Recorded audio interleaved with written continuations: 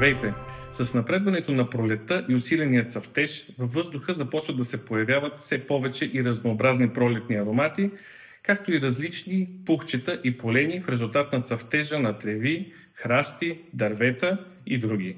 Докато за едни това е повод на радост и повод за чести разходки, за други това е момент на непрекъснато сълзотечение, стичане на секрети от носа, кашлица, зачервяване, сърбеж, а при някой тежест и свиркане в гърдите.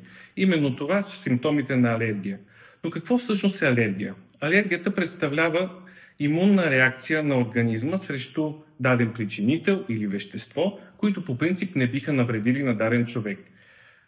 Тази реакция се предизвиква, както казахме, от вещества, наречени алергени или известни още като антигени. Такива вещества могат да бъдат най-разнообразни храни, плесени, насекоми, парфюми, почистващи препарати и много, много други. По последни данни на Световната здравна организация, броят им към момента е над 1000. В зависимост от входната врата на алергена или антигена, може да имаме оплакване от страна на кожата, от страна на гастроинтестиналната система, от страна на дихателната система, от страна на нос, на очи, а при по-тежка реакция може да имаме и системен отговор. За да се предпазим от алергията или да намалиме симптомите, които вече споменахме, е уместно да използваме медикаменти, наречени антихистамини, левкотриенови инхибитори, а при нужда и антиозинофилна терапия, която в момента идва под формата на биологично лечение.